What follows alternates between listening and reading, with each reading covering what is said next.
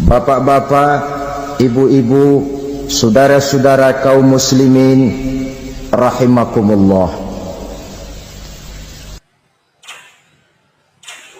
Di dalam kehidupan kita sebagai seorang muslim, minimal 5 kali dalam sehari semalam kita mendengar seruan untuk mendirikan solat yang disebut azan. Ada kalimat menarik di dalam kalimat azan itu, yakni seruan hayya 'alal falah, marilah menuju kepada keberuntungan, marilah meraih kemenangan. Seruan ini adalah kecenderungan dari setiap manusia, apapun warna kulitnya. Artinya, setiap orang dalam hidup selalu ingin meraih dan mencari kemenangan. Kemenangan akan melahirkan kepuasan batin, dan kepuasan batin memberikan kebahagiaan.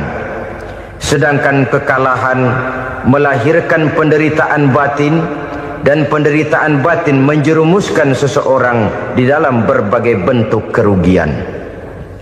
Jikalau inilah seruan azan, maka masalahnya ialah apa yang menyebabkan kita meraih kemenangan. Al-Quranul Karim memberikan tuntunan dan ajaran kepada kita bahwa orang-orang yang memperoleh kemenangan itu tidak lain adalah orang-orang yang bertakwa. Hanyalah mereka yang bertakwa kepada Allah Subhanahu wa ta'ala pada akhirnya akan tampil sebagai pemenang. Lalu siapa orang yang bertakwa itu? Dijelaskan dalam awal-awal Al-Baqarah, orang yang bertakwa yang akan meraih kemenangan. Pertama, allazina yu'minuna bil ghaib, yaitu orang-orang yang beriman kepada yang gaib, percaya bahwa ada alam yang gaib, alam yang abstrak, alam yang tidak bisa dijangkau oleh salah satu daripada panca indera kita. Mereka percaya dan beriman kepada adanya malaikat, beriman kepada adanya iblis dan jin, beriman kepada adanya alam kubur, beriman kepada adanya alam mahsyar, beriman kepada adanya alam akhirat, beriman kepada adanya surga dan neraka. Beriman bukan cuma sekedar beriman dalam ucapan bibir saja, tetapi beriman yang nilai iman itu mampu mewarnai gerak dan gaya hidupnya. Iman yang meresap sampai ke tulang sumsum, kemudian memberikan dampak positif di dalam kehidupan manusia. Alam, kita tahu, adalah sesuatu yang selain Allah, dan Allah bukanlah alam. Apapun namanya selain daripada Allah, itu adalah alam. Alam pada hakikatnya terbagi menjadi dua. Ada alam syahadah, alam nyata, alam konkret, alam yang bisa dijangkau oleh salah satu indera kita. Kemudian ada alam ghaib, alam yang tidak bisa dijangkau oleh panca indera kita, alam metafisika, alam abstrak, alam yang wajib kita imani keberadaannya. Kita percaya bahwa malaikat itu ada, kita percaya kepada jin, bahwa jin itu ada, kita percaya kepada adanya iblis dan setan. Bukan percaya kepada iblis dan setannya, percaya bahwa iblis dan setan itu ada. Itu termasuk salah satu daripada sifat orang yang bertakwa kepada Allah. Saudara-saudara kaum muslimin rahimakumullah, kecenderungan pembangunan yang lebih bersifat materialistis biasanya menggeser aspek kehidupan rohani. Orang berpikir empiri, dan dalam pola pikir yang demikian maka alam gaib tidak lagi mendapat perhatian. Aspek kehidupan yang bersifat rohaniah malah mulai ditinggalkan. Akibatnya terjadilah kepincangan di dalam kehidupan kita. Pernah ada satu pengalaman pribadi dalam perjalanan kembali ke tanah air. Dalam pesawat di sebelah kanan saya duduklah seorang Jerman namanya Heiner Simonsen. Iseng saya ajak kenalan, saya ajak ngobrol, saya tanya dia. Saya bilang, Mas Heiner ini, kalau pesawat yang kita tumpangi ini jatuh ke bawah, kira-kira apa yang bakal terjadi, Mas? Dia bilang, kita semua akan mati. Begitu? Iya. Oke. Apa itu mati? Tanya saya. Dia bilang, untuk tahu apa itu mati, kita harus tahu lebih dahulu apa itu hidup. Saya pikir nih bule bisa ngomong juga. Baiklah, kata saya. Apa hidup menurut Anda itu? Oh, hidup itu dia bilang, kalau seluruh anggota badan kita bekerja secara normal, paru-paru memompa darah secara normal, jantung berdetak secara normal, sel-sel tubuh bekerja secara fit, dan organisme tubuh hanya mau bekerja secara normal, dia bilang, kalau kita memberi makan yang cukup, menu yang teratur, dan gizi yang lengkap. Saya bilang, kesimpulannya apa, Ner? Dia jawab, hidup adalah dari tangan ke mulut. Life is from the hand to the mouth, kata dia. Hidup adalah dari tangan ke mulut. Jadi masalah hidup tidak lebih daripada masalah isi perut. Orang pergi pagi, pulang sore, peras keringat, banting tulang, perut yang dibelain. Saya bilang, you are wrong. Sampean salah, Ner. Kamu orang Islam bukan? Bukan. Pantas. Kenapa saya salah? Dia bilang, ya jelas salah. Salahnya di mana? Kamu ini manusia. Kalau hidup cuma dari tangan ke mulut, saya bilang, kambing di kampung saya juga begitu pikirannya, Ner. Itu kambing di kampung saya, asal perutnya kenyang, sudah hidup dia. Perkara besok bagaimana, lusa prospeknya macam mana, bulan depan ada apa, kambing nggak pernah mikir. Di kampung saya kambing juga pikirannya begitu. Kamu Kristen ya? Tadinya. Loh kok tadinya, lalu apa sekarang kamu ini? Dia bilang, sekarang saya netral. Saya tidak beragama, tapi saya percaya kepada Tuhan sebagai pencipta alam. Saya ingat benar dia bilang, I haven't any religious, but I believe to God as the creator of the world. Kenapa bisa netral begitu, Ner? Habis saya bingung, katanya. Islam bilang Islam baik, Kristen bilang Kristen baik, Hindu Buddha bilang Hindu Buddha baik, semua agama baik. Saya netral sekalian, nggak beragama. Yang penting saya percaya kepada Tuhan. Saya bilang, Ner, kamu ini kayak orang mau beli celana. Lalu bingung, yang satu bilang Levi's bagus, yang satu bilang Blue Jean hebat, yang satu bilang Wool England hebat. Celana ini hebat, celana itu bagus, celana ini hebat. Semua celana bagus, kamu bingung. Akhirnya netral, tidak pakai celana. Itu juga salah.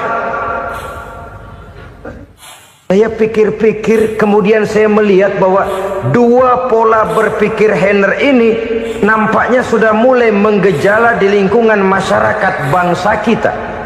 Disadari atau tidak, secara jujur kita harus berkata, dua pola pemikiran Heiner ini mulai berkembang di tengah masyarakat bangsa kita. Pertama, pola pikir materialisme. Hidup adalah dari tangan ke mulut. Masalah hidup tidak lebih masalah isi perut. Itu yang perlu dibela, dan disitulah arti kehidupan. Pergi pagi, pulang sore, peras keringat, banting tulang untuk mempertahankan perut. Kalau sudah kemari cara orang berpikir, maka buat apa percaya kepada yang gaib? Untuk apa sholat? Untuk apa puasa? Untuk apa zakat? Untuk apa menghadiri majelis taklim? Tanpa kepercayaan kepada yang gaib, hidup berjalan menurut alur empiris dan materialis. Kalau sudah ke sana cara orang berpikir, biasanya orang lalu cenderung menghalalkan segala cara. Hanyalah orang yang percaya bahwa akhirat ada, hanyalah orang yang percaya bahwa alam kubur itu ada, hanyalah orang yang percaya bahwa malaikat itu ada, hidupnya akan lebih terarah dan terkendali. Karena kepercayaan kepada yang gaib, yang merupakan fase daripada kehidupan setelah hidup yang sekarang ini, mewarnai gerak pribadi seseorang di dalam dia melakukan kegiatan hidupnya. Pola berpikir materialisme, disadari atau tidak, mulai menggejala di lingkungan masyarakat bangsa kita. Hidup tidak lebih dari urusan tangan ke mulut, mulut ke tangan, tangan ke mulut. Asal perut sudah kenyang, hiduplah sudah. Perkara bagaimana prospek hari yang akan datang, bagaimana akhirat, tidak jadi persoalan. Ini yang oleh Nabi diperingatkan, ad-dunya sijnul mu'min wa jannatul kafir. Dunia adalah penjara bagi orang beriman dan surga bagi orang kafir. Dulu di zaman Belanda hadis ini pernah disalah tafsirkan, disalah artikan, digunakan sebagai senjata untuk mengkebiri dan membuat impoten umat Islam. Sudahlah umat Islam gak usah macam-macam, kata Belanda. Dunia ini kan penjara buat orang Islam, surga buat orang kafir. Di penjara jangan bertingkah.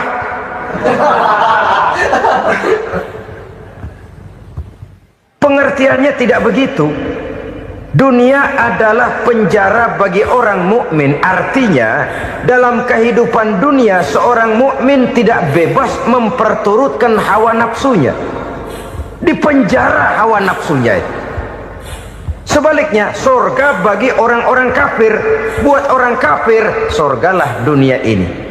Mereka bebas memperturutkan hawa nafsunya. Dilarang tidak terlarang, dicegah pun tidak tercegah.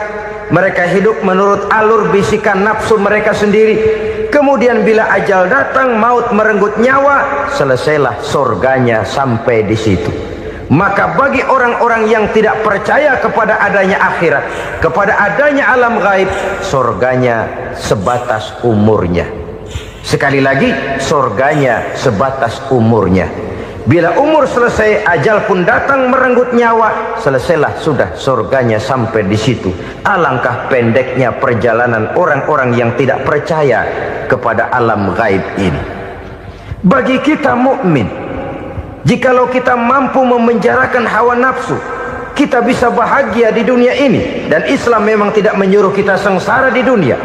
Raih dunia, kejar dunia, gapai dunia sebagai alat untuk mencapai kebahagiaan di akhirat nanti. Hidup adalah satu perjalanan panjang yang terbentang sejak kita terlahir dari alam rahim sampai kepada alam akhirat nanti. Andai kata kita gagal meraih kebahagiaan di dunia, toh kita masih punya akhirat. Tapi jangan jadi dalil yang melemahkan semangat. Biarin dah kita di dunia kebelangsak, yang penting akhirat. Akhirnya dunia benar-benar kebelangsak. Bagaimana dunia ini bisa kita raih, dan bagaimana meraih dunia untuk menunjang kepentingan akhirat nanti. Yang kedua, dari pikiran Heiner yang saya lihat menggejala di lingkungan masyarakat bangsa kita, timbulnya manusia-manusia netral. Seolah-olah Tuhan yes, agama no. Sama Tuhan percaya, agama ogah. Tuhan ngangguk, giliran agama godeng. Padahal hampir dalam setiap ayat dalam Quran, kata-kata amanu biasanya bergandeng dengan wa amilus sholihat. Iman dan amal soleh. Ini sebagai isyarat Tuhan dan agama jangan pernah dipisah-pisah. Apabila kita bertuhan, maka kita harus beragama. Apabila kita beragama, maka agama itu harus bersumberkan dari Tuhan yang kita imani itu. Tidak mungkin kita pisah, Tuhan yes, agama no. Sama Tuhan percaya tapi agama bikin sendiri. Sembayangnya cukup bengong 2 jam madep ngulon.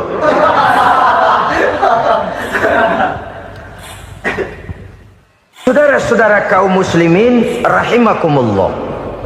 Jadi dengan demikian, agama yang kita akui merupakan unsur mutlak di dalam pembangunan sekarang ini, merupakan bagian dari kehidupan yang menuntun kita bahwa di balik alam nyata ini, di balik alam syahadah ini ada alam gaib.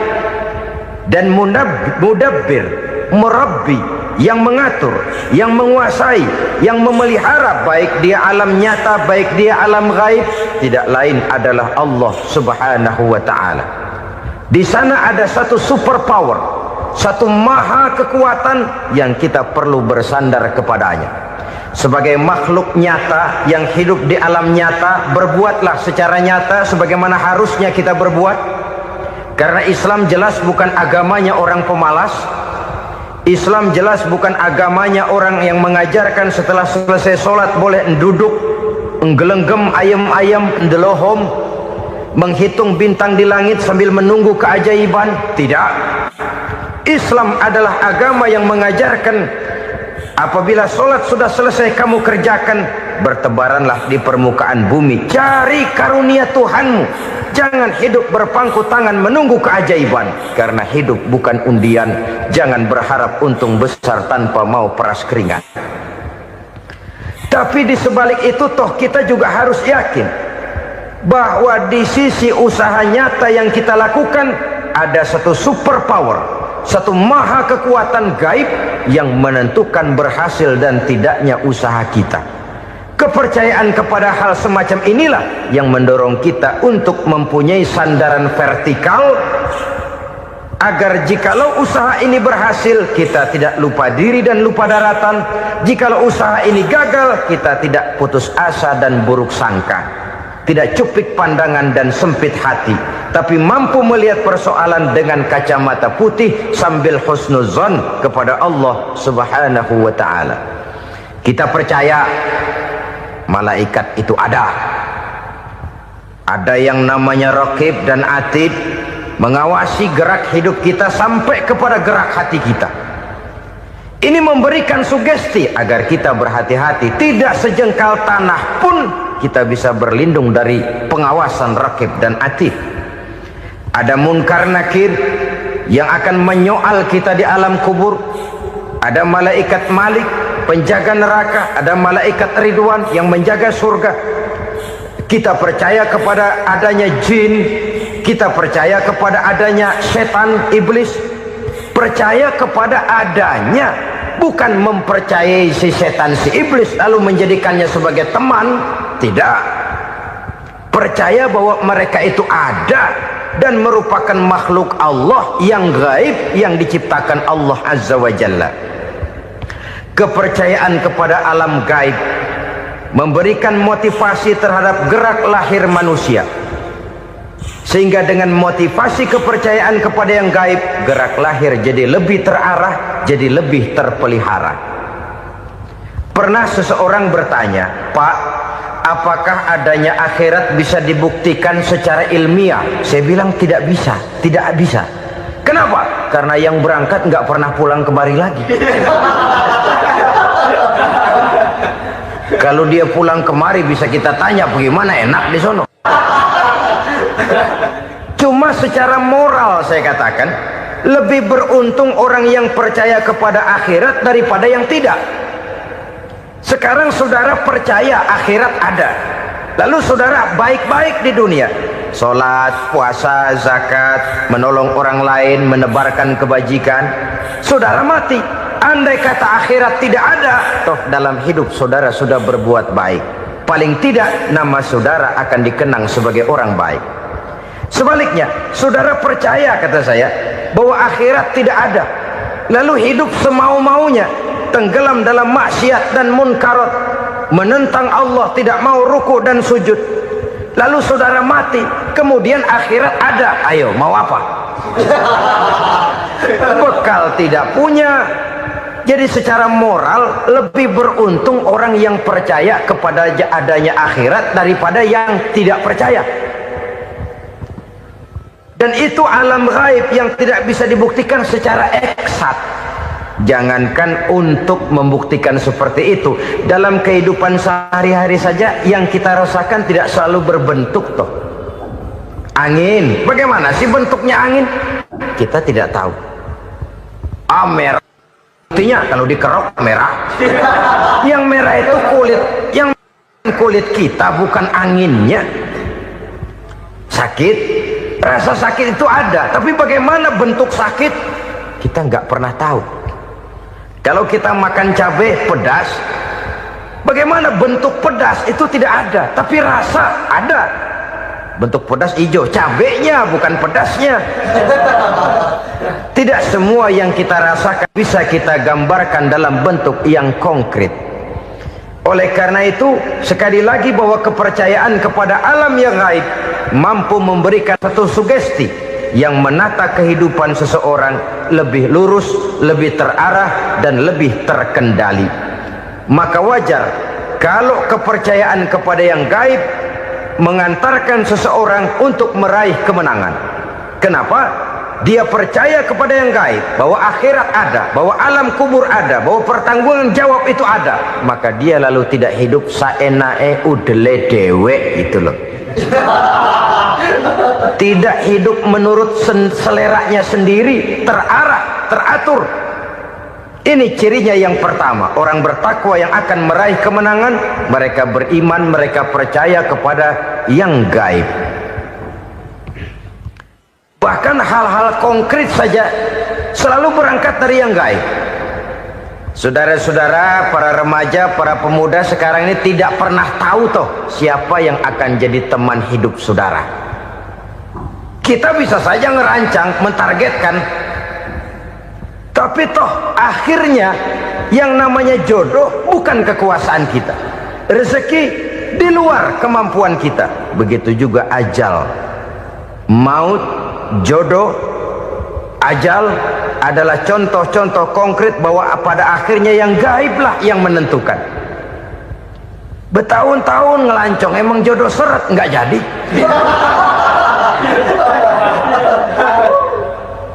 Begitu kenal baru setengah malam nginep ditangkap hansip kan. Hal-hal semacam itu kadang-kadang kita berpikir suuzon, gilet, perempuannya cakep banget, lakinya rebek amat. Memang begitulah jodohnya. Memang begitulah jodohnya.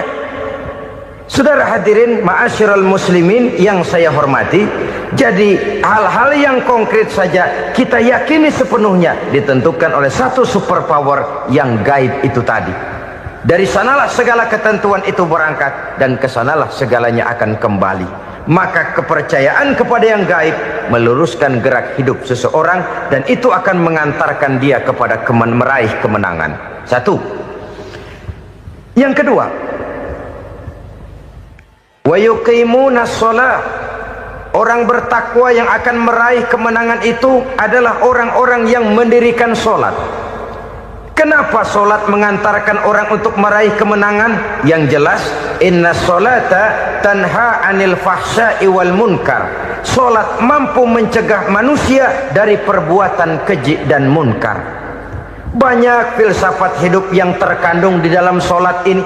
Sejak kita wudhu sampai kita menghadap ke arah kiblat, sampai kita melakukan gerak-gerak sholat, bacaan-bacaan yang ada di dalam sholat, lalu sampai kepada mengucapkan salam.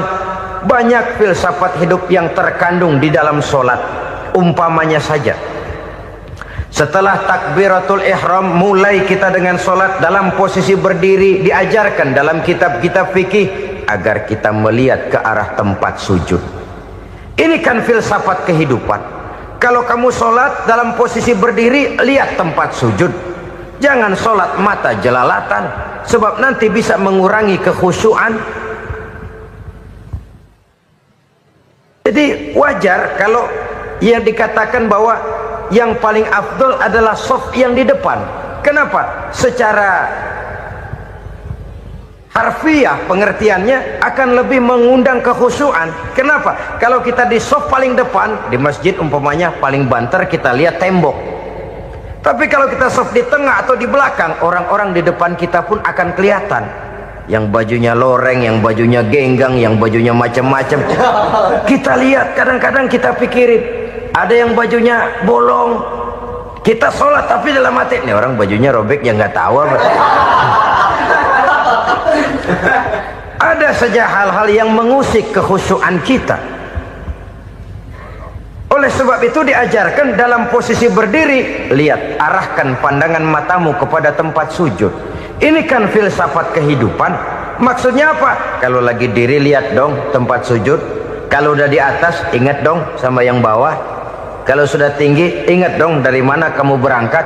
Kalau sudah berkuasa bantu dong yang lemah. Kalau sudah kaya santuni dong yang miskin. Kalau sudah alim bimbing dong yang awam.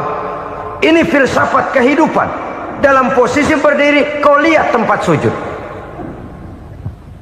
Ini akan melahirkan kepekaan sosial di mana seseorang mau tahu kepada orang lainnya.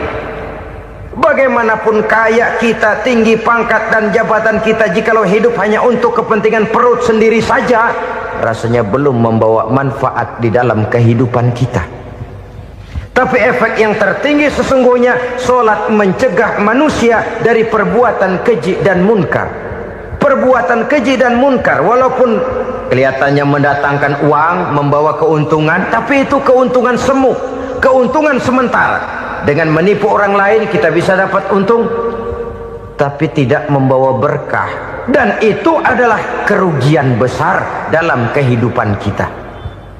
Maka untuk meraih kemenangan harus dimulai dengan membentuk kepribadian yang tegar, memiliki sandaran vertikal yang langsung kepada Allah Subhanahu wa ta'ala. Dan itu hanya bisa kita tempuh melalui jalur ibadah formal yang sudah ditentukan Allah, yakni solat yang 5 waktu. Untuk memperkuat itu ada solat-solat sunnah, rawatib, nawafil sebagai terminal-terminal kontrol cadangan untuk memelihara stabilitas temperatur batin di dalam kita berhubungan dengan zat yang maha gaib, yaitu Allah Subhanahu wa ta'ala. Orang sering bertanya, Pak, itu tetangga saya nggak sholat, duitnya nggak habis-habis, Pak. Nggak sholat tapi mobilnya tambah terus. Nggak sholat tapi usahanya makin maju. Tapi di sisi lain ada orang yang rajin sholat, rezekinya butak bener. Anaknya mana kurus, mana korengan. Saudara hadirin ma'asyiral muslimin rahimakumullah.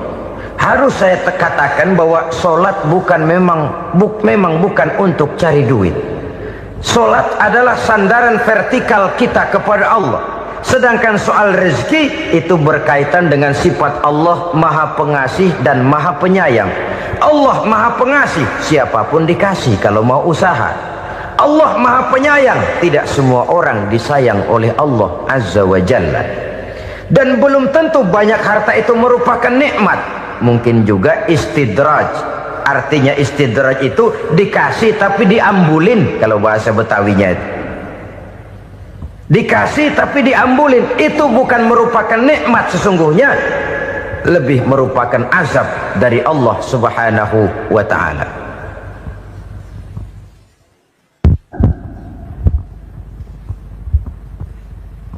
Agama mempunyai sistem solat, dan kita umat Islam telah dituntun oleh Allah Subhanahu wa ta'ala yang wajibnya 5 kali dalam sehari semalam mendirikan solat.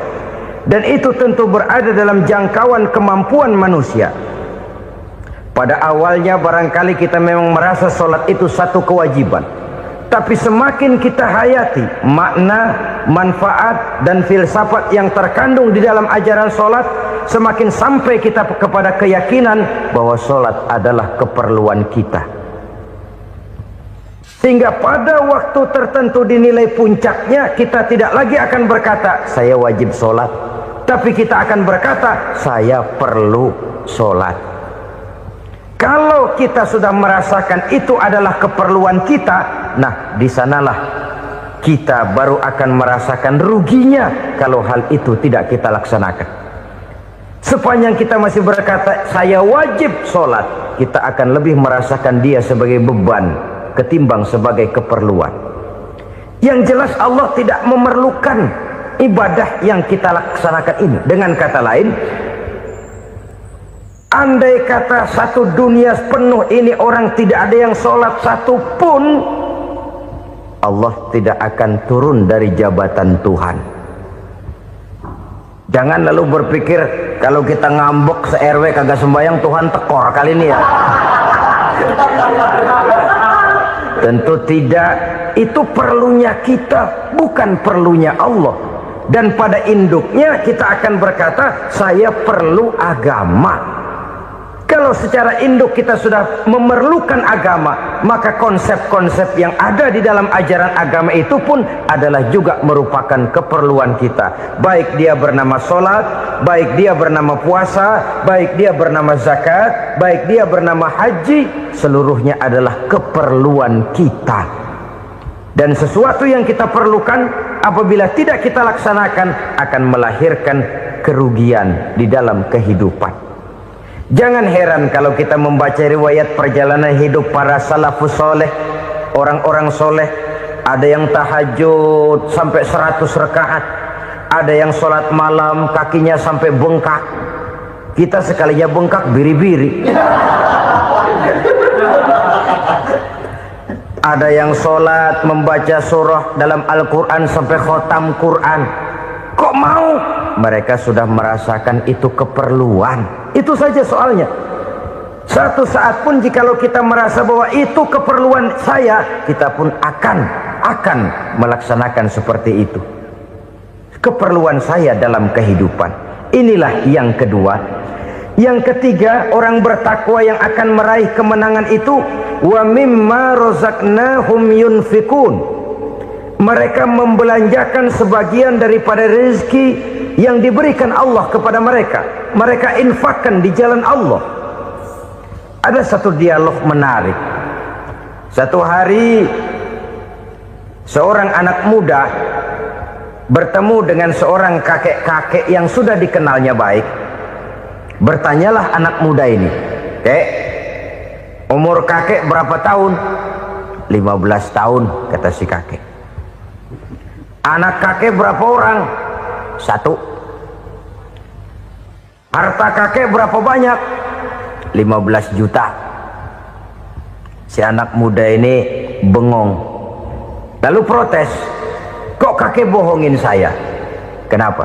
"Saya tahu umur kakek 70 tahun. Kenapa ngaku 15? Saya tahu anak kakek 5. Kenapa bilang 1? Saya tahu kakek miliuner, miliaran uang kakek. Kenapa ngaku cuma 15 juta? Begini, kata si kakek tadi. Benar, umur saya 70 tahun. Tapi dari umur yang 70 tahun itu baru 15 tahun terakhir ini saya merasakan ibadah kepada Allah. Meninggalkan maksiat, jauh dari segala macam munkarat. Maka yang 15 tahun inilah yang benar-benar saya rasakan sebagai umur saya. Benar anak saya 5, tapi yang 4 susah diatur. Cuman 1 rasanya nih yang bakal jadi si buah hati, belahan jantung, pelanjut cerita penerus sejarah.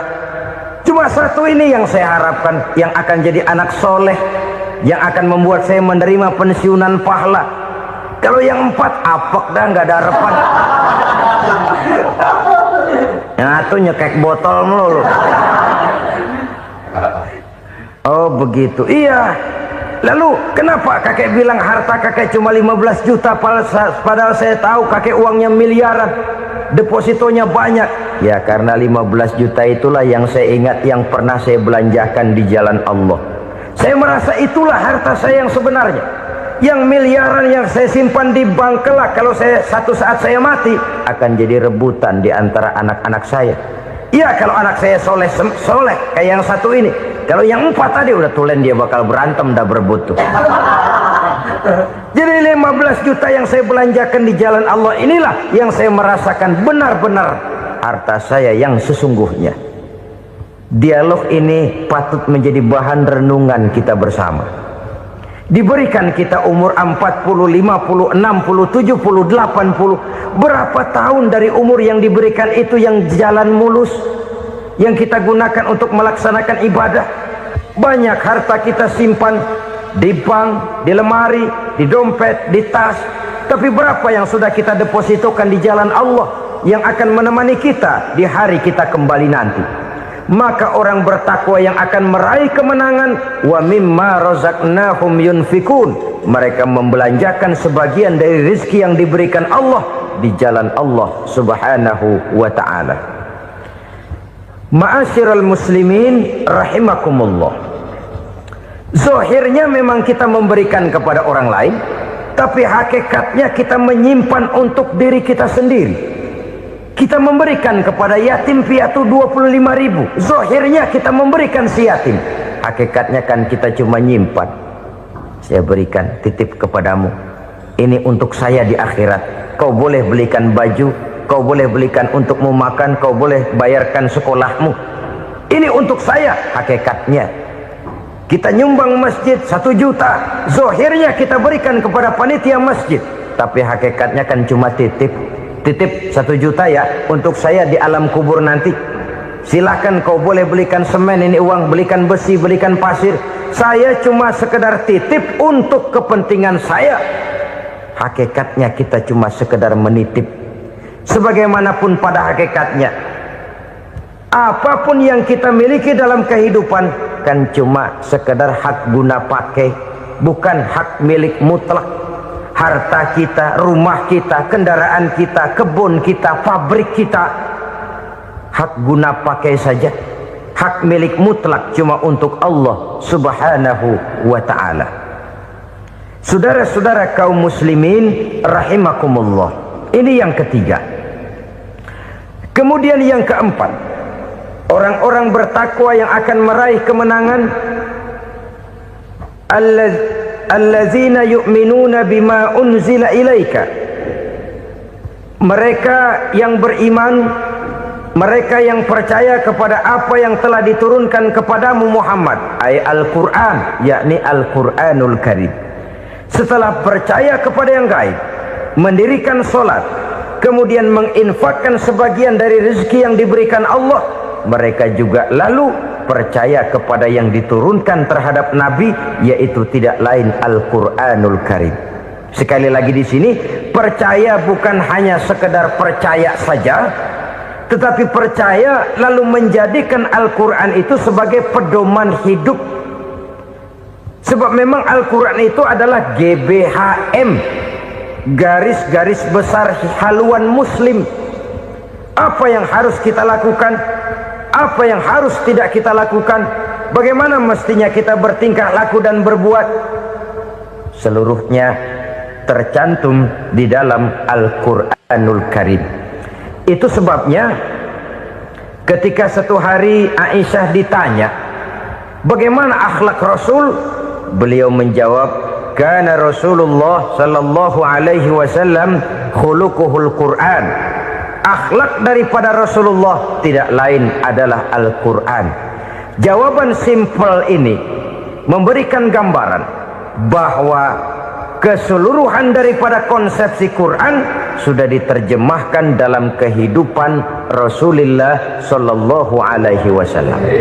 Karena kita tahu akhlak adalah keseluruhan dari gerak hidup manusia, sejak ia berpribadi, berumah tangga, bertetangga, bermasyarakat, sampai kepada berbangsa dan bernegara. Al-Quran tetap memberikan sentuhan nilainya. Oleh karenanya, orang-orang yang bertakwa adalah orang-orang yang menjadikan Al-Quran sebagai pedoman dalam kehidupannya. Dan kita yakini Al-Quran diturunkan kepada Nabi Muhammad bukan merupakan produk Nabi Muhammad. Isi dan redaksinya langsung dari Allah subhanahu wa ta'ala. Kemudian cirinya yang kelima, orang bertakwa yang akan meraih kemenangan itu, wa ma unzila min qablika. Tidak hanya sekedar percaya kepada yang diturunkan terhadap Nabi Muhammad, yaitu Al-Quran, mereka juga percaya kepada apa yang pernah diturunkan kepada para nabi, kepada para rasul sebelum Nabi Muhammad. Percaya kepada adanya suhuf, percaya kepada adanya Taurat, percaya kepada adanya Injil, percaya bahwa Allah dahulunya sudah menurunkan Taurat kepada Musa, percaya bahwa Allah sudah menurunkan Injil kepada Isa, percaya Injil ada, Taurat ada, diturunkan Allah untuk Isa dan Musa, tetapi tidak wajib mengamalkannya karena kita sudah diberikan Al-Quranul Karim. Ini yang perlu saya garis bawahi. Kita percaya Allah telah menurunkan Injil dahulu kepada Isa. Kita percaya bahwa Allah telah menurunkan Taurat dahulunya kepada Nabi Musa. Kadang-kadang ini dijadikan dalih, dikacaukan pengertiannya. Quran saja mengajarkan bahwa orang yang bertakwa harus percaya kepada Injil, maka pakailah Injil. Apalagi kalau ayat sebelumnya ditilap, dihapus, dihilangkan, Injilnya yang ditekankan, maka akan terjadilah penekanan yang salah arah. Karena salah arah akhirnya bisa merusak dan menghancurkan akidah. Ketika Rasul suatu saat pernah ditanya orang, "Ya Rasul, bagaimana sikap kita sebagai muslim terhadap Injil yang ada sekarang?"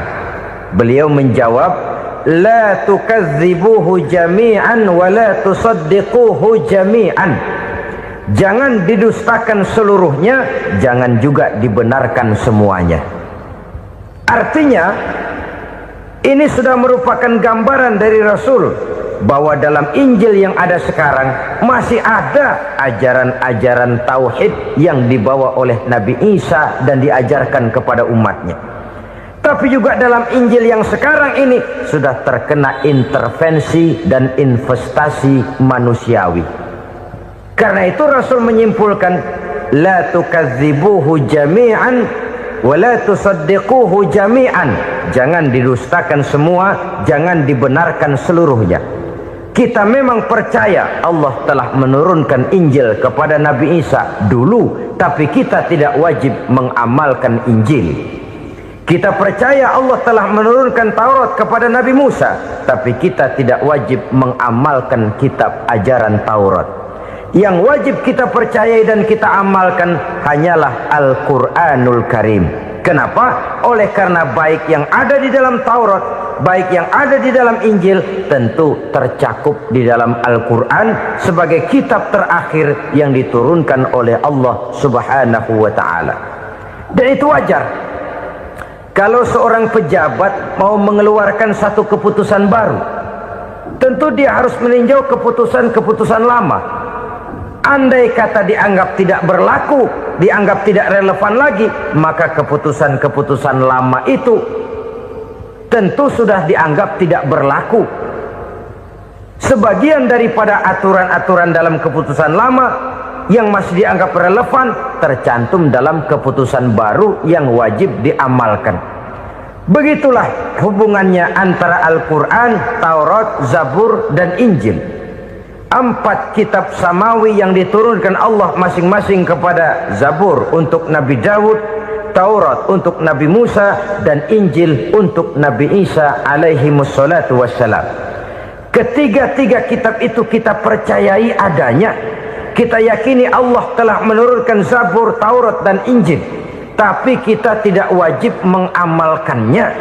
Yang wajib kita mengamalkannya sekarang ini tidak lain hanyalah Al-Quranul Karim saja, karena ia mencakup apa yang ada di dalam Zabur, apa yang ada di dalam Taurat, dan apa yang ada di dalam Injil.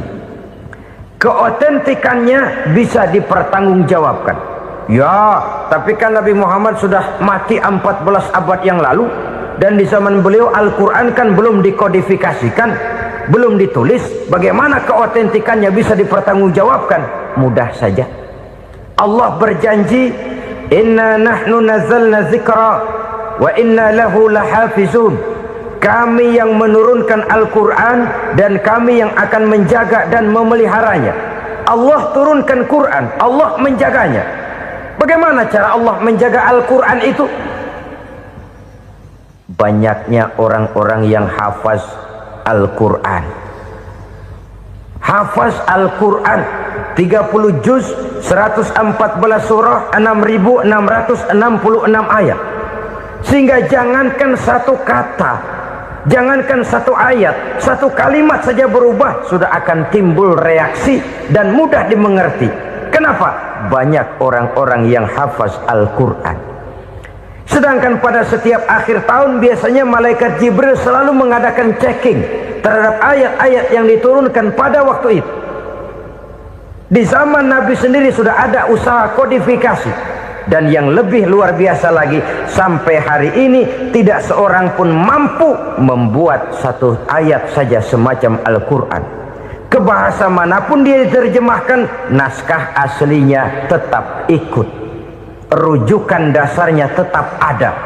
Berdasarkan itu, maka tidak mungkin terjadi penyelewengan terhadap atau pemalsuan terhadap ayat-ayat Al-Quranul Karim. Kesuciannya, keotentikannya, kemurniannya bisa dipertanggungjawabkan. Ma'asyiral muslimin rahimakumullah.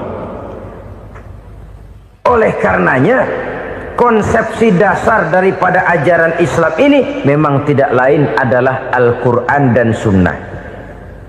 Isi daripada agama Islam yang merupakan iman, Islam dan ihsan, konsepsi dasarnya tidak lain adalah Al-Quran dan Sunnah Rasulullah Sallallahu Alaihi Wasallam. Maka yang kita perlukan sekarang ini adalah terjemahan Al-Quran di dalam kehidupan kita.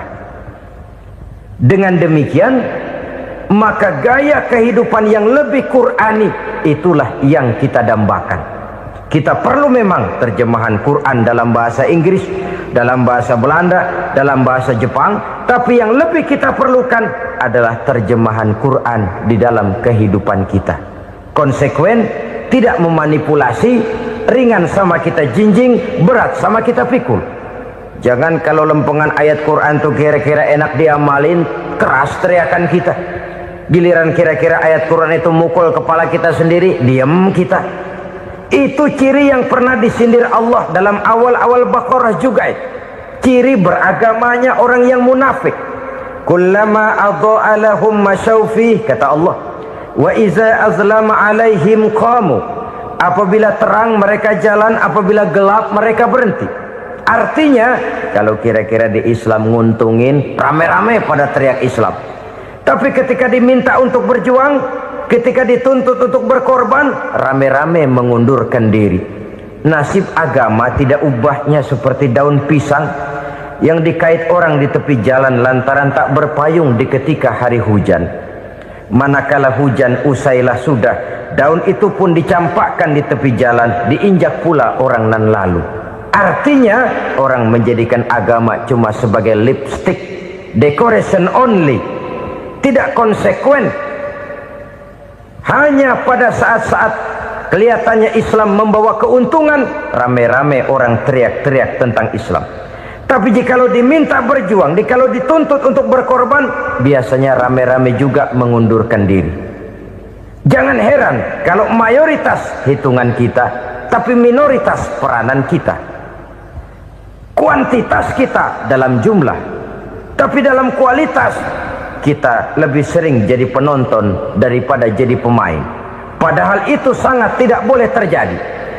Umat Islam di Indonesia harus bangkit.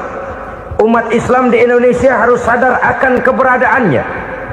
Tidak boleh hanya jadi penonton berpangku tangan, karena memang agama kita juga mengajarkan untuk konsekuen di dalam menjabarkan ajaran-ajaran daripada agama kita.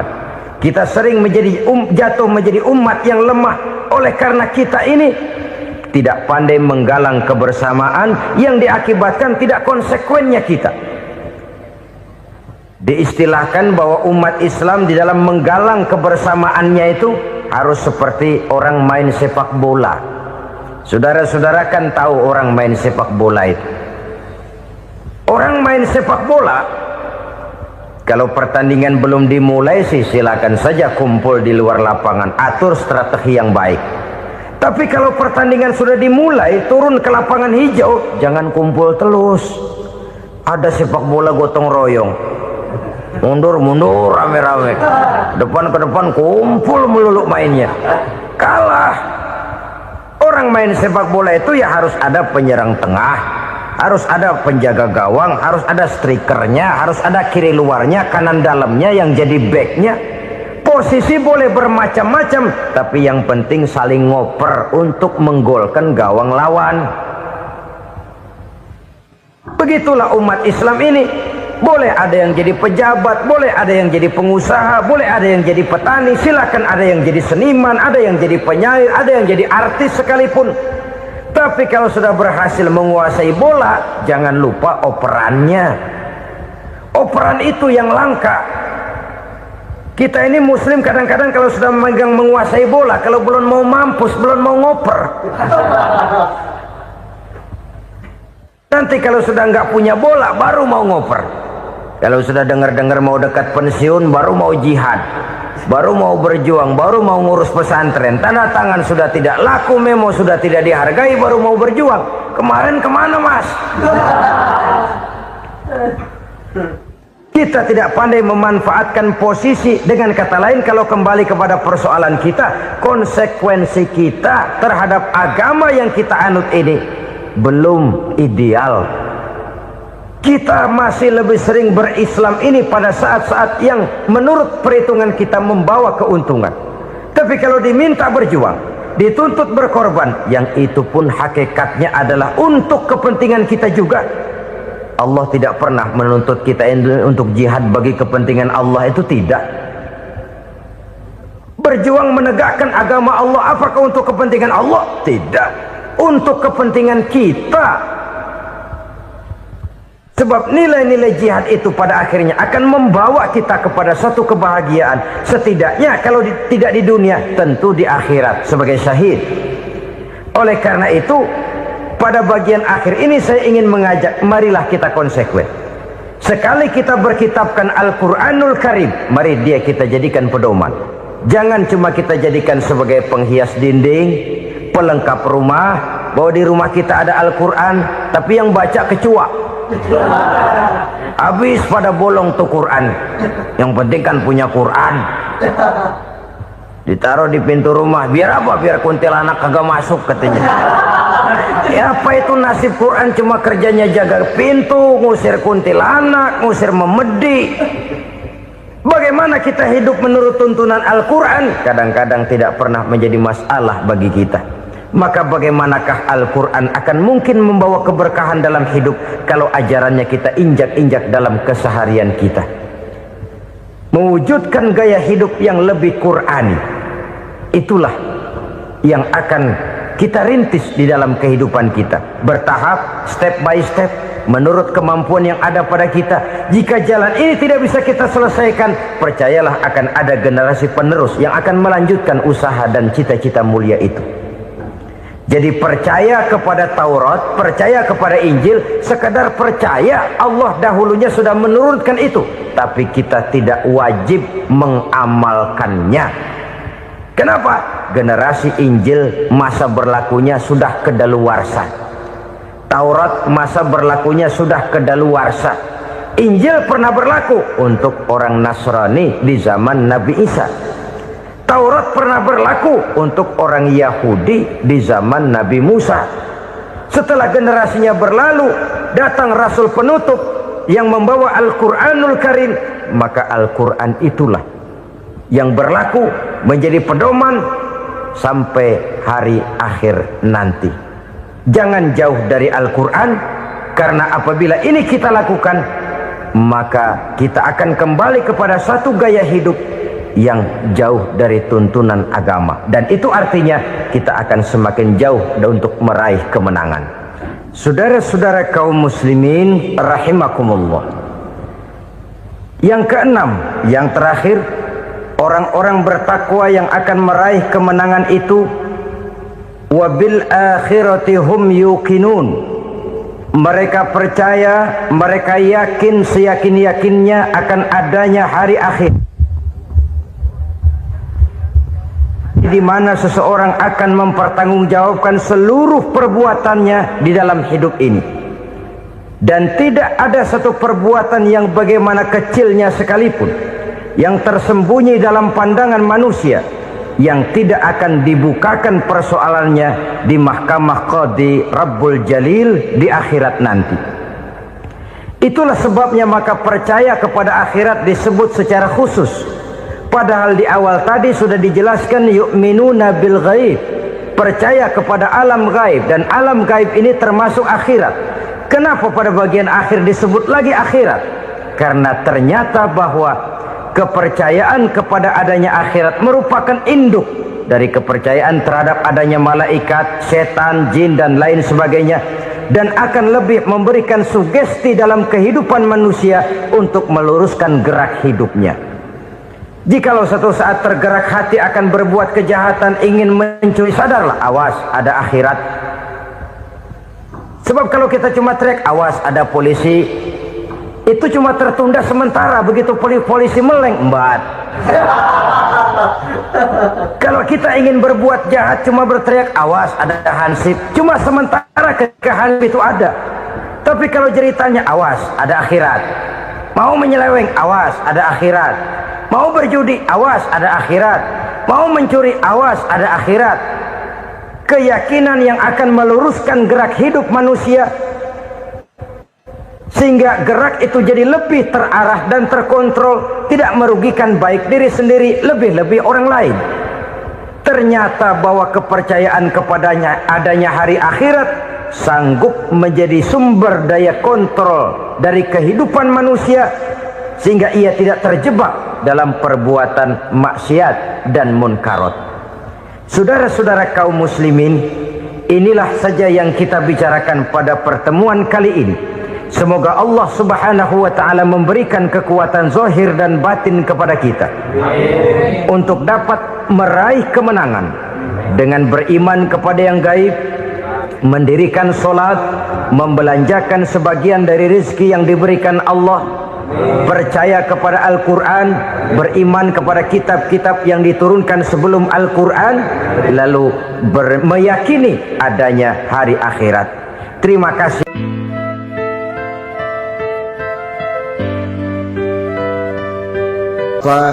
Ibu-ibu, saudara-saudara kaum muslimin rahimakumullah,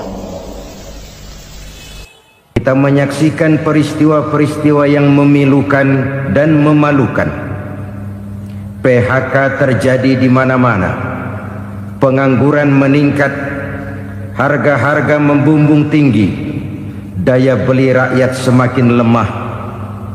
Sementara di bidang politik, kejadian-kejadian memberikan indikasi bahwa persatuan dan kesatuan kita sebagai bangsa dewasa ini tengah berada dalam ujian yang berat. Pada jumpa kita kali ini, tanpa bermaksud untuk mencari kambing hitam dari bencana yang kita hadapi, saya ingin menyampaikan sebuah hadis yang diriwayatkan oleh Imam At-Tabarani dari Ibnu Abbas, bahwa Rasulullah sallallahu alaihi wasallam bersabda, khamsun bi khamsin, ada 5 perkara yang dapat menimbulkan 5 macam bencana.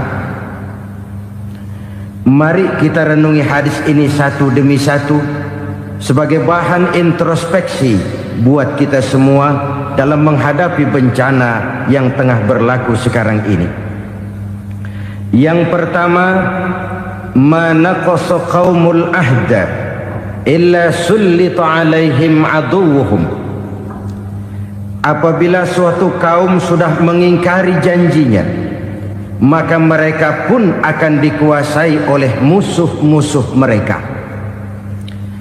Sederhana saja nampak kalimat dalam hadis ini.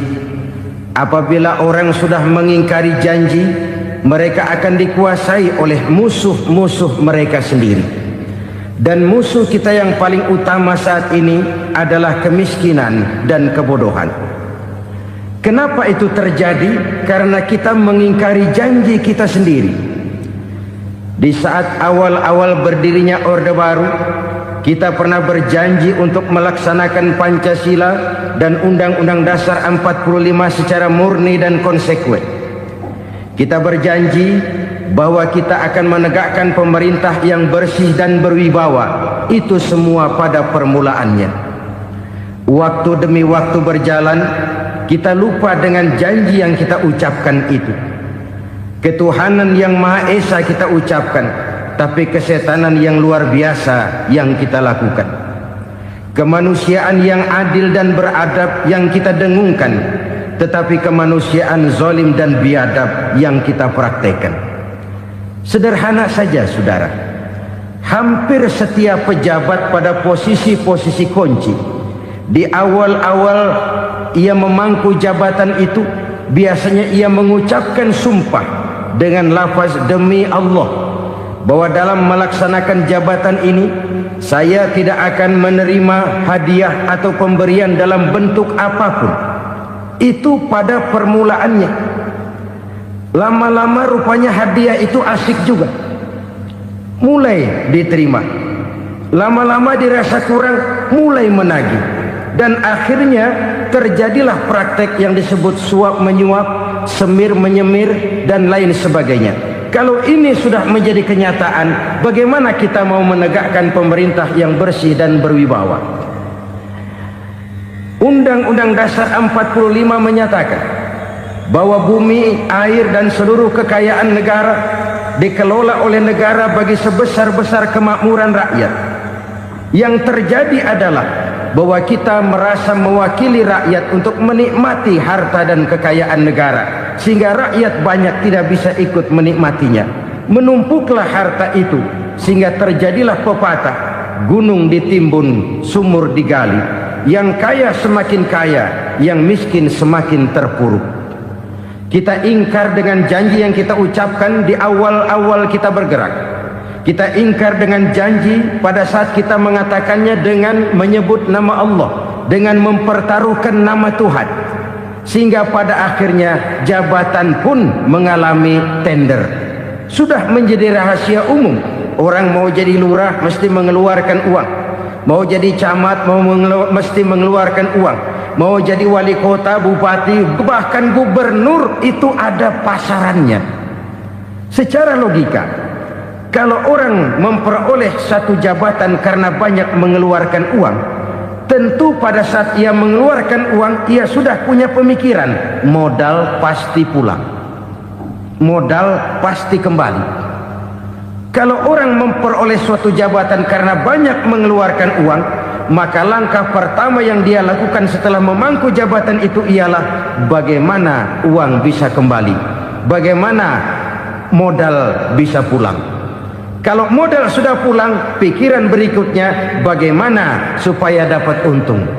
Lalu kapan mau bekerja untuk kepentingan rakyat? Itu nomor 18. Kemudian kalau ada proyek-proyek besar, pertanyaannya ialah bukan apakah proyek ini bermanfaat bagi rakyat, apakah proyek ini layak untuk diteruskan, tetapi yang jadi pertanyaan paling utama ialah bagian saya berapa duit dari proyek ini. Kita bisa lihat proyek, mega proyek lahan 1 juta hektar di Kalimantan Tengah, triliunan rupiah, dan proyek itu gagal. SD Impres bulan ini diresmikan, bulan depan retak. Jembatan-jembatan bulan ini gunting pita, bulan depan runtuh. Kita ingkar dengan janji. Kita berkata kita bekerja untuk kepentingan rakyat, tapi kita tidak pernah mengenal rakyat itu. Apabila suatu kaum sudah mulai mengingkari janji, maka mereka akan dikuasai oleh musuh-musuh mereka. Akibatnya tersusunlah barisan-barisan sakit hati yang makin lama makin menjadi bola salju, menggelinding membesar, dan kemudian terjadilah hal-hal yang tidak kita inginkan lagi. Apabila suatu kaum sudah mengingkari janji, maka mereka akan dikuasai oleh musuh-musuh mereka. Ini penyebab bencana yang pertama. Kita tidak konsekuen. Tadinya kita dengan lantang teriak-teriak berantas korupsi, ganyang korupsi. Pada waktu kita belum mendapat kesempatan. Setelah kita naik punya kesempatan, rupanya korupsi enak juga dirasa. Terjadi pergeseran nilai, orang luntur, kehilangan idealisme awal. Lalu untuk menghibur diri, menutup kesalahan, kita gunakanlah pepatah bahwa tidak ada gading yang tak retak, bahwa kita harus mikul dhuwur mendem jero. Itu semua cuma sebagai dalih agar kesalahan kita tidak dibicarakan orang lain. Padahal kita sendiri yang mengingkari janji. Kita yang keluar dari komitmen awal kita. Kita berjanji melaksanakan Pancasila dan Undang-Undang Dasar 45 dengan murni dan konsekuen. Kita berjanji untuk menegakkan pemerintah yang bersih dan berwibawa.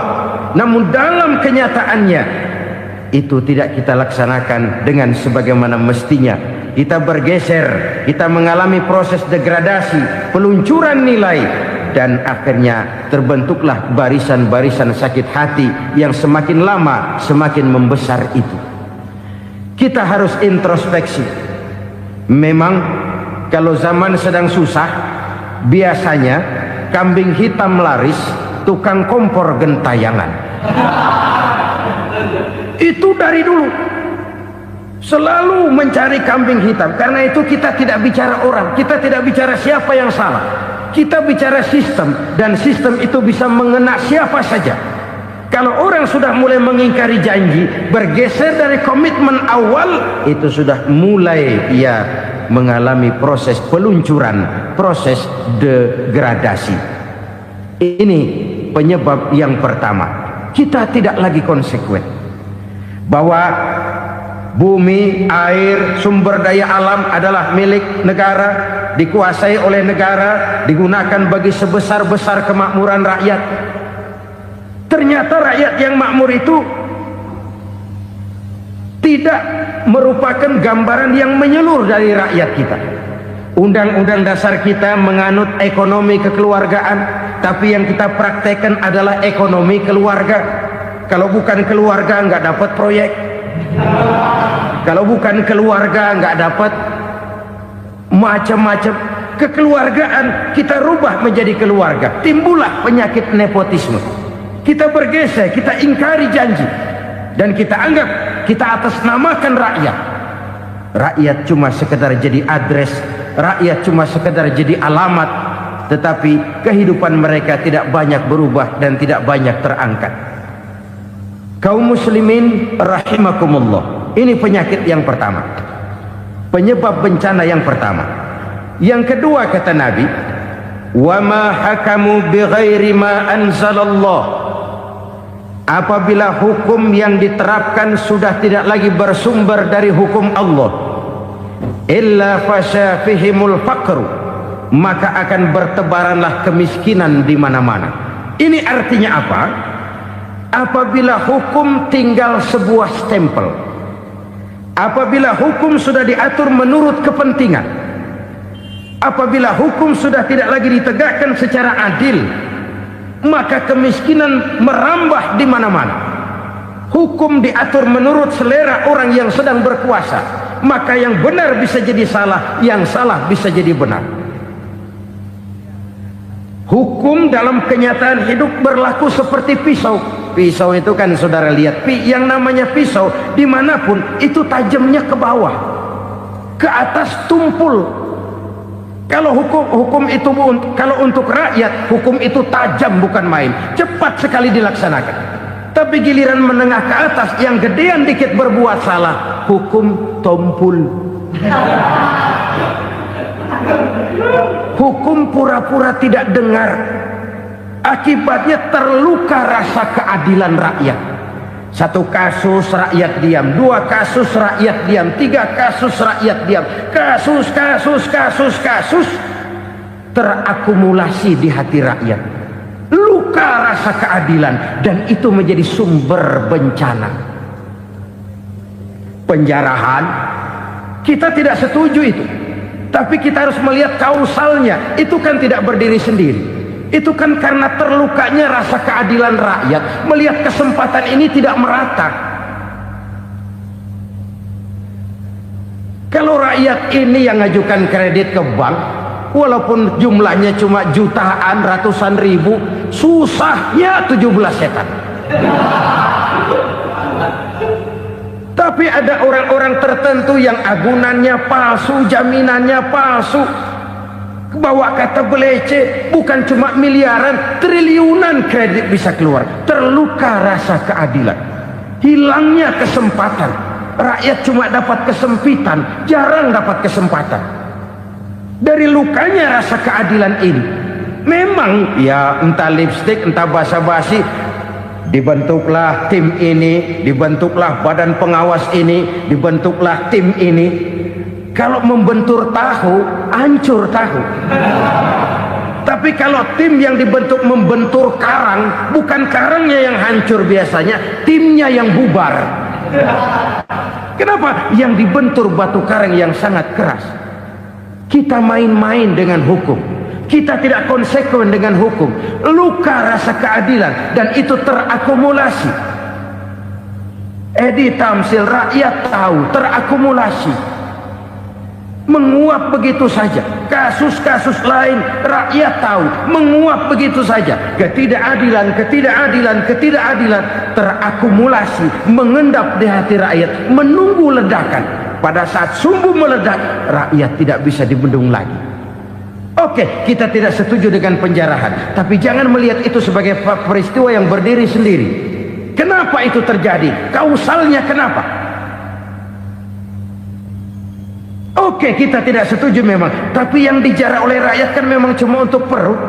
Yang dijarahkan beras, yang dijarahkan televisi, yang dijarahkan kulkas yang masih bisa dihitung, yang memang real untuk kebutuhan rakyat. Penjara berdasi kepala botak yang menguras uang rakyat habis-habisan, enak saja melenggang dalam kehidupan ini. Makin terluka rasa keadilan rakyat. Apabila hukum yang diterapkan sudah menyimpang dari keadilan yang diajarkan Allah, fasyafihimul fakru, bertebaranlah kemiskinan. Aneh, memalukan, memilukan. Sebuah negara agraris yang katanya pulaunya hijau royo-royo, Gemari Palau Jenawi Toto Tentem Kertora Harjo, yang tahun 93 pernah mendapat penghargaan dari FAO, Badan Pangan Sedunia, sebagai negara yang berhasil dalam swasembada pangan. Sekarang ini kita terpaksa betul beli beras dari Vietnam, beli beras ke Kamboja, beli kedelai dari Kamboja. Kenapa? Lahan sawah kita habis ditanami pabrik. Teknologi kita, teknologi loncatan yang non-applied, tidak terpakai oleh kita.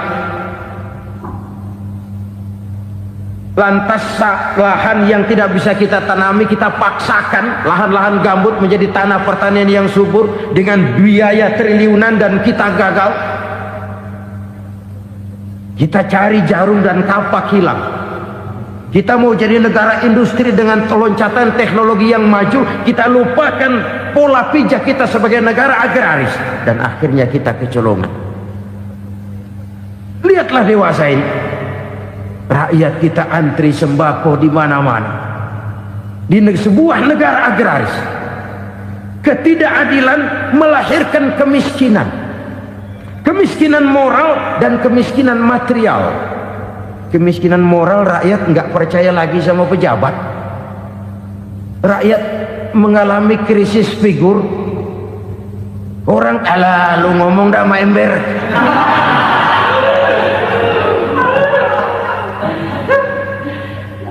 Penataran yang menghabiskan biaya miliaran itu melahirkan pejabat-pejabat korup. Pengawasan yang menghabiskan biaya miliaran itu ternyata impoten, mandul. Kemiskinan moral. Jujur saya berkata, saudara-saudara, setelah pintu reformasi dibuka, itu yang masuk memang macam-macam. Ada yang memang punya tujuan murni, konsekuen, dan punya konsep.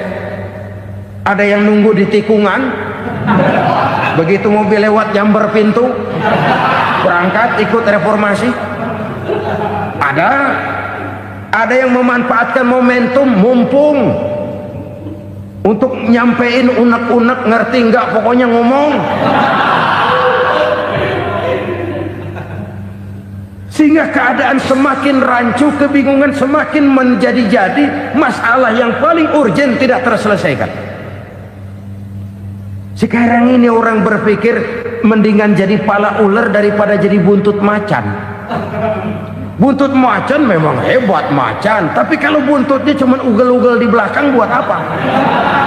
Mendingan jadi pala ular kecil juga nyaplok. Artinya ya biar kecil juga kalau punya partai kan gagah. Lalu rame-rame bikin partai kayak bikin arisan. Orang makin mengalami dislokasi. Semua mau jadi pahlawan, semua mau nomor satu, semua ngomong. Iya kalau bidangnya, kalau bukan makin rancu. Marilah lewat kesempatan ini saya mengajak kita untuk tahu diri. Biarkan politisi ngomong politik, biarkan ekonom menata ekonomi, biarkan praktisi bicara soal hukum, biarkan rakyat munajat, istighfar, mohon pertolongan Allah. Tahu diri kita. Kalau memang ayam, kukuruyuk aja dah. Kalau memang kucing, ayo ngeong. Kalau kambing, silahkan ngembe. Udah tahu ayam, ngeong bunyinya.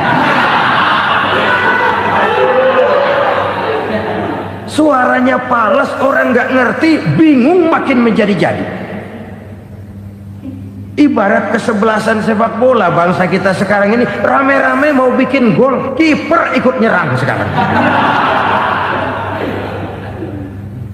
Memilukan dan bahkan memalukan.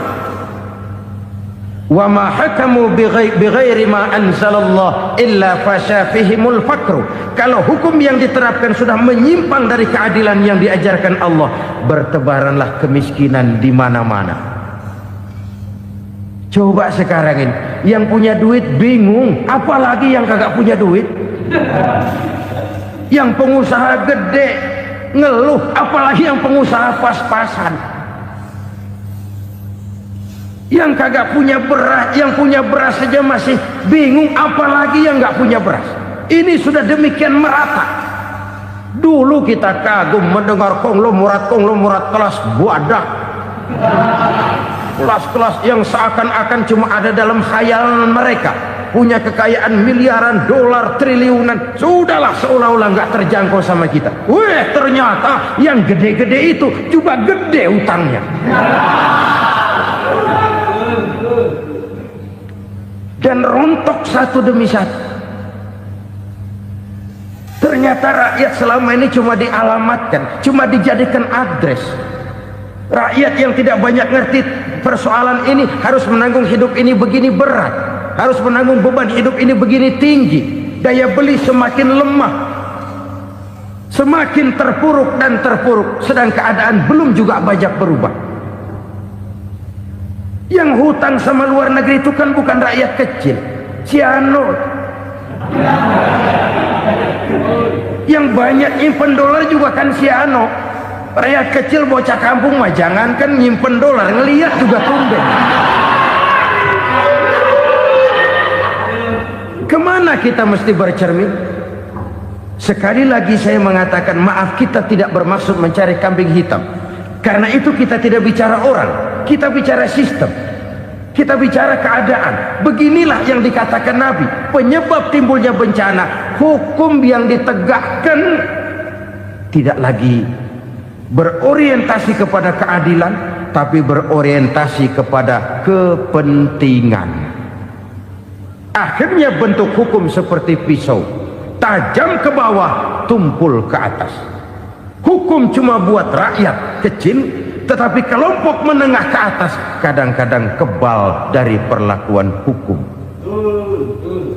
Maka bertebaranlah kemiskinan. Iya, kemiskinan moral berupa lukanya rasa keadilan. Kalau rasa keadilan terluka, orang kan nunggu kesempatan, saudara. Iya, dia nggak bisa ngomong, iya dia nggak sanggup action, iya dia nggak bisa tunjuk rasa, tapi hatinya kan, kapan ada kesempatan, kapan ada waktu, tunggu. Hatinya mesti begitu. Sehingga begitu ada kesempatan, terjadilah hal-hal yang tidak terhindarkan. Dan itu ekses, bukan reformasi. Jangan seperti sebuah dialog saya dengan seorang abang beca. Saya bertanya, bang, iya, abang tahu nggak reformasi? Tahu. Ustadz, apa? Pembakaran. terus penjarahan, lalu perkosaan. Itu reformasi, itu yang saya lihat. Nah, itu yang dia lihat. Saya tentu tidak menyalahkan abang beca kita, karena memang itu yang dia lihat dan sejauh itu wawasannya. Tapi ini indikasi bahwa banyak rakyat kita yang belum bisa menggunakan kebebasan secara bertanggung jawab. Padahal kebebasan tanpa tanggung jawab tirani. Sebuah contoh gampang-gampangan. Saya beli radio, saya setel di kamar saya, lalu saya bilang, ini radio gue. Yang beli gue, pakai duit gue setel di kamar gue, sekeras-kerasnya, gak ada urusan sama orang lain. Itu kata saya. Tetapi tetangga saya sebelah rumah kan boleh juga ngomong begitu. Kata tetangga saya, ini mata gue, yang ngantuk gue tidur di kamar gue, kenapa suara radio lu nyampe kemari? Artinya apa ini? Kebebasan saya nyetel radio dibatasi oleh kebebasan tetangga saya yang mau tidur. Tidak ada kebebasan mutlak. Kebebasan mutlak tanpa tanggung jawab kembali akan melahirkan tirani, kembali akan melahirkan pemaksaan kehendak. Dan itu lagi-lagi bukan demokrasi. Saudara-saudara kaum muslimin rahimakumullah. Ini penyakit yang kedua, lukanya rasa keadilan, terutama di kalangan rakyat kecil. Itu mengendap menjadi akumulasi dan menunggu giliran kapan bisa dimuntahkan. Dengan kata lain, rakyatnya udah banyak banget makan yang perutnya jadi enak, nyelam. Kapan nunggu muntahnya? Udah begini banyak akumulasi yang mereka pendam di perut ini, sehingga ketika terjadi kesempatan itu sudah tidak terkendalikan lagi. Kita out of control. Saya tidak mentolerir sikap-sikap kekerasan. Bahkan saya lebih cenderung bahwa kalau di rumah kita banyak tikusnya saja racuni, jangan rumah dibakar. Bahwa ada korupsi, iya. Ada kolusi, memang. Ada nepotisme, tentu. Tetapi tikusnya saja racuni. Jangan rumah dibakar. Masa mau ngusir tikus bakar rumah? Tikusnya lari, tikusnya selamat, rumahnya ewes-ewes.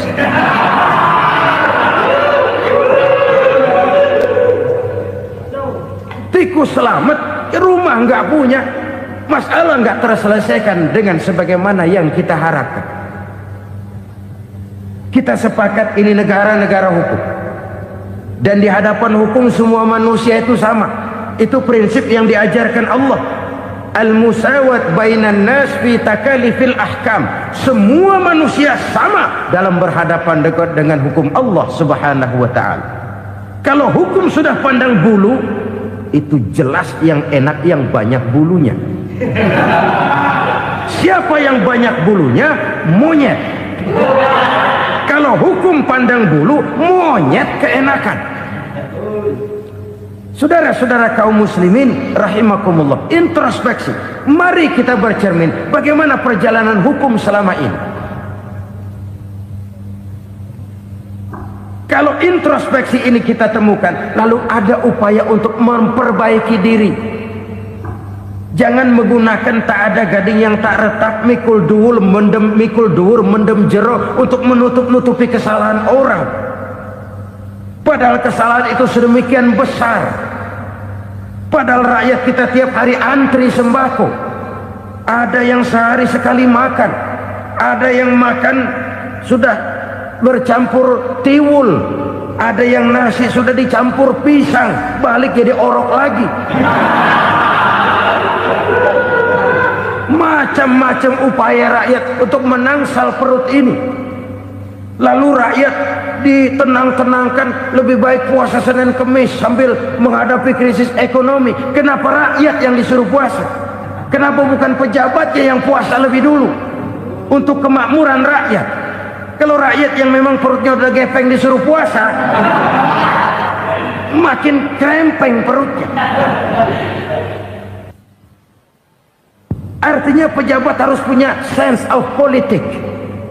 Ya, tidak, puasa itu kan tidak cuma Senin Kemis aja puasa itu. Puasa perasaan, puasa menghargai perasaan yang sedang kondisi yang sedang dihadapi oleh rakyat. Bagaimana rakyat yang tengah antri sembako melihat pejabatnya lewat dengan mobil yang harganya sampai 1 miliar. Oh, inilah pemimpin saya. Luka lagi rasa keadilannya. Kita tidak tenggang rasa. Puasa dalam artian itu pun akan menolong menegakkan semangat kebersamaan, membentuk semangat kebersamaan. Saudara-saudara kaum muslimin rahimakumullah, penyebab bencana yang ketiga dikatakan oleh baginda Nabi, wala zaharat fihimul fahishatu illa fasha fihimul maut. Apabila kekejian telah merajalela, maka maut bertebaran di mana-mana. Kita renungi butir kalimat dalam hadis ini. Apabila kekejian telah merajalela, maut bertebaran di mana-mana. Begitu murah arti sebuah kehidupan. Penjarahan untuk hal-hal yang kecil tapi sampai mengorbankan nyawa. Apabila kekejian sudah terjadi di mana-mana, maut pun bertebaran. Maut dalam arti berpisah ruh dengan jasad, tapi juga maut dalam arti orang bisa mati karirnya, orang bisa mati usahanya, orang bisa mati kesempatannya karena perbuatan-perbuatan keji yang selama ini tidak terbendung. Lahirlah teori mafia. Siapa yang kuat dia yang berkuasa, siapa yang lemah dia menjadi mangsa. Proyek-proyek besar yang menang tender itu ya dari itu ke itu saja. Yang pengusaha-pengusaha tidak punya koleksi, koneksi, tidak bisa bayar komisi, dapat proyek tetelan. Ada dagingnya, dikit namanya juga tetelan. Dagingnya sudah habis disantap oleh meja. Sekian puluh meja dilalui, sekian puluh amplop dikeluarkan. Sehingga yang akhirnya ya tinggal tetelan itu tadi. Maka kualitas pekerjaan pun sudah bukan lagi jadi masalah. Demikianlah mafia-mafia ini bermunculan di mana-mana. Di pengadilan terkenallah mafia pengadilan. Hukum bisa dibeli, hukum bisa dipesan menurut kebutuhan sponsor. Mafia peradilan, mafia politik, mafia ekonomi, bahkan mafia agama yang menggunakan agama sebagai kedok, menggunakan agama sebagai dalih, menggunakan agama sebagai topeng untuk melancarkan maksud-maksud politiknya pun tidak tertutup kemungkinan.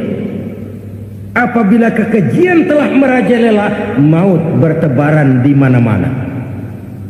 Korupsi, kolusi, nepotisme itu bagian dari kekejian. Kita selama ini kalau mendengar maksiat, itu yang terbayang cuma judi, mabuk, zina. Ya itu maksiat. Tapi korupsi, kolusi, nepotisme itu juga maksiat dalam bentuk lain. Kalau ini sudah bertebaran, maka maut terjadi di mana-mana. Jangan bayangkan cuma mati orangnya, itu sih kewajiban. Yang menyakitkan itu orangnya masih hidup tapi dibikin mati, karirnya mati. Kenapa? Karena yang diperlukan bukan cuma orang pinter tapi orang taat. Biar pinter, kalau nggak taat minggir. Biar bodoh, kalau taat bisa nyenangin atasan, bisa nyemur. Kumaha juragan wae ayo nama. Itu yang kadang-kadang dapat penghargaan. Tidak ada prestasi kerja kecuali bikin senang orang di atas. Kita lihat di desa-desa jalan rusak. Kalau ada berita pejabat anak mau turun, jalan rata sekali. Sampai tanah dari mana aja dikeruk buat ngeratain tuh jalan. Pejabat pulang legok lagi jalanan. Katanya kita kerja buat rakyat, nyatanya kita cuma melayani atasan. Kenapa? Terjadi lingkaran setan. Seperti kata lagu Dul Sumbang itu. Mahasiswa takut sama dosen, dosen takut sama dekan, dekan takut sama rektor, rektor takut sama menteri, menteri takut sama presiden, presiden takut sama mahasiswa. Muter balik lagi. Lingkaran setan. Lingkaran setan. Saudara-saudara kaum muslimin rahimakumullah, kekejian yang merajalela, praktek-praktek mafia yang tertuang dalam kehidupan sehari-hari menyebabkan orang mati karirnya, jasad masih hidup, karir mati, itu menyakitkan. Mati bisnisnya. Rakyat kecil pernah senang ketika cengkeh booming, harganya bagus, rakyat banyak yang pergi haji. Lalu mau ditata, lahir tata niaga cengkeh, malah amburadul. Harga cengkeh jatuh, petani cengkeh kecil menjerit. Siapa yang untung? Segelintir orang. Masihkah kita pakai atas nama rakyat untuk kepentingan nasional, padahal yang nyanyi cuma segelintir orang? Masihkah kita mau bohongi rakyat ini dengan mobil nasional tapi bikinan Korea? Masihkah kita mau bermain verbalisme, bermain kata? Ini sebuah masa lalu yang tidak perlu terulang lagi untuk masa-masa yang akan datang. Kekejian merajalela, orang mati karir, bisa mati usaha, mati bisnis. Usahanya maju, dirangkul, hancur. Usahanya maju, dipukul, hancur, tenggelam. Bahkan yang memilukan dan memalukan badan-badan usaha milik negara itu dikebiri sedemikian rupa sehingga tidak menghasilkan hal-hal yang bermanfaat buat negara. Saudara-saudara kaum muslimin rahimakumullah, kalau nafsu yang sudah mengatur itu semua, maka kekejian pun merajalela. Orang sudah pakai teori mafia, yang kuat dia yang menang, yang kuat dia yang berkuasa, yang lemah silakan minggir di sudut-sudut kehidupan. Kalau kekejian seperti ini merajalela, maut bertebaran di mana-mana. Banyak orang mati karirnya, banyak orang mati usahanya, banyak orang mati imajinasinya. Sekarang ini dalam dunia seni yang banyak karyawan seni, bukan seniman. Seniman itu kan dilahirkan, lain seniman, lain karyawan seni. Sekarang yang banyak karyawan seni, bukan seniman. Mati karir, mati imajinasi, mati improvisasi, sehingga kehidupan persis sinetron. Sinetron itu yang kita lihat rumah mewah, yang kita lihat rumah bagus. Gak pernah kita lihat di sinetron kita ini rakyat antri sembako. Kita dijejali hal-hal yang indah, yang wah, yang membuat kita tenggelam dalam gaya hidup instan, tenggelam dalam gaya hidup wah. Kita lupa dengan realitas keseharian di tengah-tengah masyarakat kita. Lahirlah kelompok-kelompok selebritis, dibesarkan oleh berbagai media. Selebritis pilek aja masuk koran, pilek.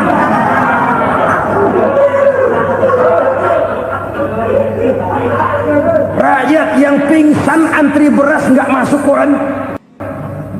Rakyat yang semaput antri minyak nggak masuk koran.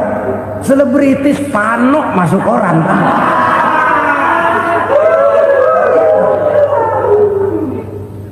Kita besarkan hal-hal kecil, kita kecilkan hal-hal besar. Kenapa? Kita mengejar oplah, kita profit oriented, tidak lagi berorientasi kepada realitas hidup yang kita hadapi ini. Kalau kekejian sudah merajalela, kata Nabi, maka maut bertebaran di mana-mana. Maut dalam artian maut, coba lihat sekarang begitu murah nyawa. Karena 1000 perak orang mau nusuk bunuh.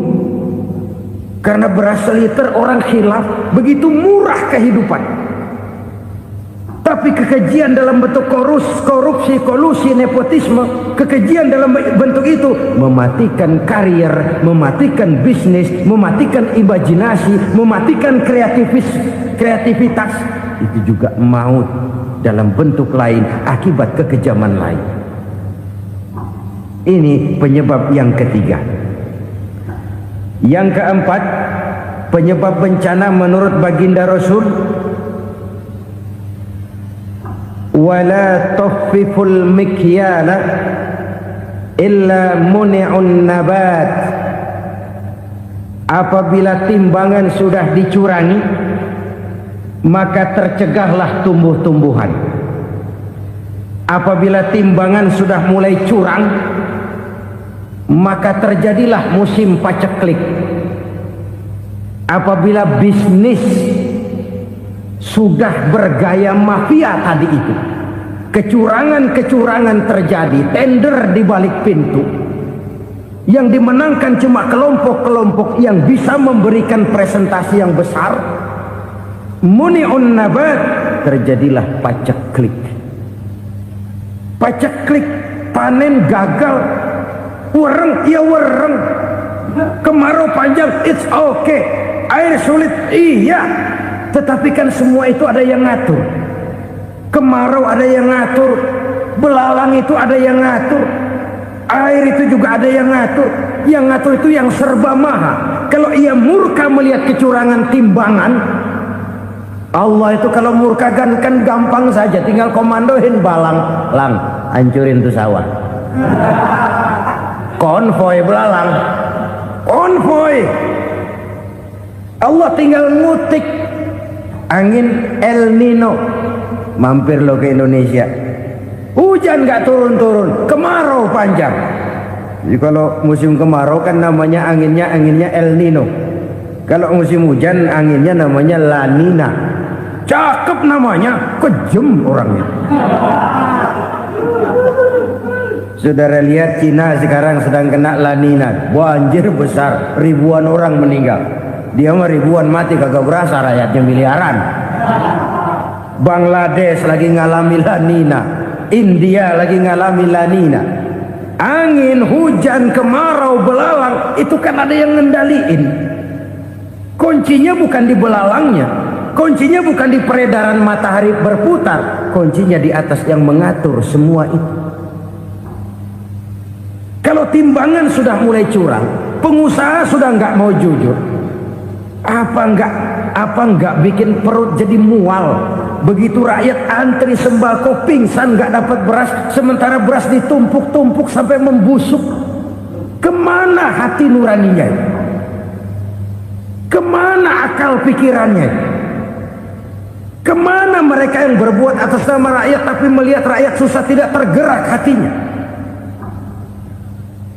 Apabila timbangan sudah mulai dicurangi, bisnis sudah mulai melenceng, maka terjadilah paceklik. Sebuah negara yang berhasil dalam swasembada pangan, lalu sekarang menjadi negara yang rakyatnya antri untuk memperoleh kebutuhan pangan. Saudara-saudara kaum muslimin rahimakumullah, ini intinya adalah kecurangan. Kalau kecurangan sudah terjadi di mana-mana, dan ini milik siapa saja, bukan soal tempat, bukan soal jabatan, soal manusianya, SDM-nya. Kecurangan tidak cuma terjadi di kantor, di masjid bisa terjadi kecurangan. Korupsi tidak hanya bisa terjadi di kantor, di madrasah bisa ada korupsi. Faktor manusianya, ini soal SDM. Kecurangan yang besar tentu besar lagi kerugiannya. Kecurangan yang kecil, kecurangan sehari-hari, pedagang-pedagang kecil ngurangi timbangan, barang yang buruk dikatakan baik, yang baik dikatakan buruk, itu merugikan perorangan. Kecurangan yang besar merugikan bangsa dalam bentuk total, dalam bentuk seutuhnya. Nah, kecurangan-kecurangan seperti ini rakyat kan lihat, rakyat kan tahu, dan itu kembali terakumulasi di sini, pegel. Dan jangan lupa, rakyat yang nggak ngomong itu, rakyat yang nggak bersuara itu, batinnya menjerit, jeritannya menggoncang aras, dan itu didengar Allah. Yadullah fauqal jamaah, kata Nabi. Tangan Tuhan di atas orang banyak. Jeritan hati rakyat menggoncang aras. Rakyat yang terlalu banyak dizolim, rakyat yang terlalu banyak dirugikan, ya rakyat yang terlalu banyak di atas namakan, menjerit batinnya, menggoncang aras, dan Allah bisa menggerakkan apa saja untuk membuat satu situasi. Allah bisa menggerakkan apa saja untuk membuat satu situasi. Saudara-saudara kaum muslimin rahimakumullah, ini faktor yang ketiga, timbulnya kecurangan. Faktor yang keempat maksud saya. Yang kelima, penyebab timbulnya bencana menurut baginda Nabi, wala muni'uz zakat wala muni'uz zakat illa hubbisa anhumul qatru. Apabila zakat enggan dibayar, maka tercegahlah qatrun. Qatrun ini kalau bahasa kita sembako. Maka tercegahlah kebutuhan-kebutuhan yang kita perlukan. Ini, kita tidak meragukan bahwa yang kita tuju adalah masyarakat yang adil dalam kemakmuran dan makmur dalam keadilan. Nah, antara kemakmuran dan keadilan ini memang sering tidak bisa berjalan seiring. Pada saat kemakmuran kita kejar, ekonomi kita pacu, ada nilai-nilai keadilan yang tertinggal.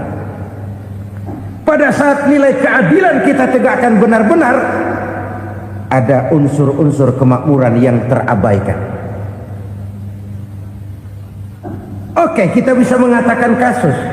Oke, kita bisa mengatakan itu sebagian kecil.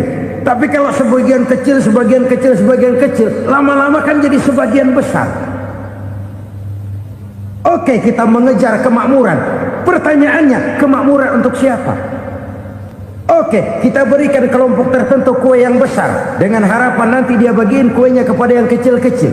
Tapi kenyataan, mereka yang dapat kue besar akhirnya malah lupa diri dan lupa daratan. Mau makin besar, mau makin besar, mau makin besar, malah memeras yang kecil-kecil ini.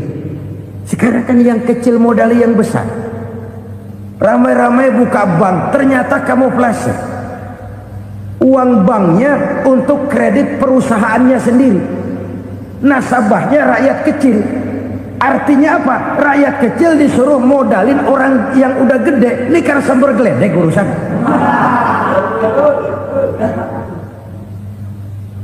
Ini kan permainan apa lagi?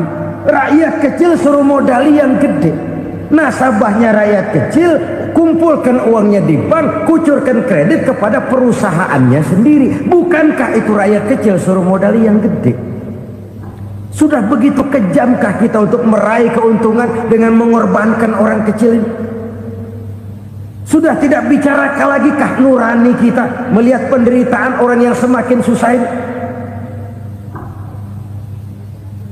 Kalau zakat enggan dibayar, padahal zakat 2,5% saja, 2,5% saja. Kalau itu pun enggan, kalau zakat saja enggan, bagaimana pula yang namanya sedekah, bagaimana pula yang namanya infak, bagaimana pula yang namanya santunan, bantuan. Kadang-kadang lipstick nyumbang si nyumbang, cuman nyolongnya lebih gede. Ini namanya sumbangan lipstick. Buat lipstick itu kan buat ngumpetin bibir pucat. Itu fungsi utama lipstick. Buat ngumpetin korupsinya, nyumbang kegiatan-kegiatan sosial, tapi yang dia korup lebih gede dari yang dia sumbangin. Lipstick kamuflase, nepu kata anak sekarang.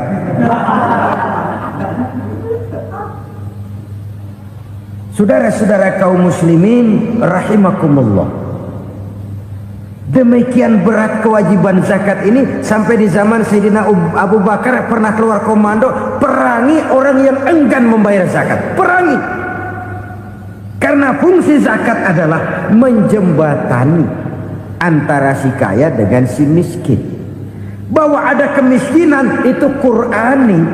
Allah menyatakan, aku melebihkan rezeki sebagian kamu dari yang lain. Ini kan kesenjangan. Allah melebihkan rezeki sebagian kamu dari yang lain. Ada itu. Tetapi itu berjalan secara nature. Nah, kalau direkayasa, yang kaya semakin kaya, yang miskin semakin terpuruk, yang sudah besar dapat proyek besar, yang kecil dapat tetelan. Ini kan rekayasa namanya. Kesenjangan yang direkayasa ini yang kita harus kikis. Nah, fungsi zakat menjembatani dari sisi sosial. Dari sisi pribadi, Nabi berpesan, zakku amwalakum biz zakat. Bersihkan hartamu dengan zakat. Sekarang ada istilah nyuci uang. Uang hasil korupsi itu bisa dicuci, dijadikan uang bersih. Bukan pakai rinso, bukan.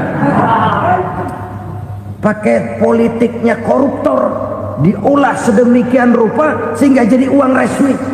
Sudah memutik, itu termasuk yang disebut kejahatan kerah putih, white collar crime. Kejahatan kerah putih, kejahatan pakai dasi, kejahatan kelas kakap. Makanya orang mendingan goblok kagak bener daripada pinter kagak bener. Goblok kagak bener itu gampang ngurusinnya. Pinter kagak bener, ini yang berabe bener ngurusinnya.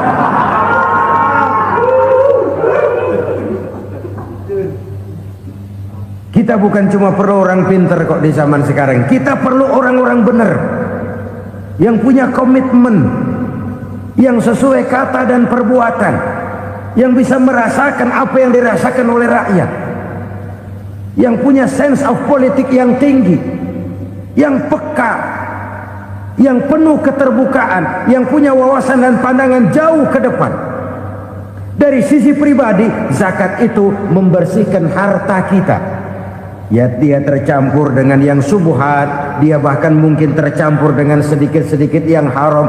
Itu zakku amwalakum biz zakat. Bersihkan hartamu dengan zakat itu. Pada sisi sosial ia menjembatani, pada sisi pribadi ia membersihkan harta kita. Karena itu kalau kita minta berdoa minta rezeki, syarat rezeki itu halalan thayyiban wasi'an. Nggak pernah kurang dari 3 itu. Halal, bagus, banyak. Halal, bagus, tapi sedikit, susah ngaturnya. Halal, banyak, tapi kurang bagus. Buat apaan?